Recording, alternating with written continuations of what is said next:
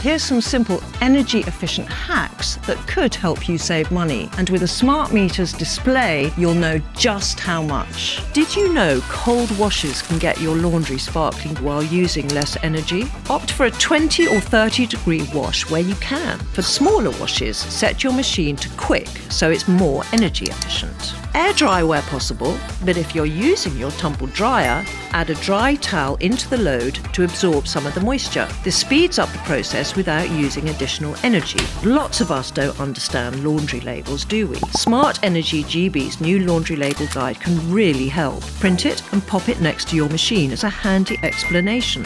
Using your smart meter's display helps you keep track of your household energy usage. And by switching up your laundry habits with these handy hacks, you can have more control over the energy you're using and reduce your bills. Win-win.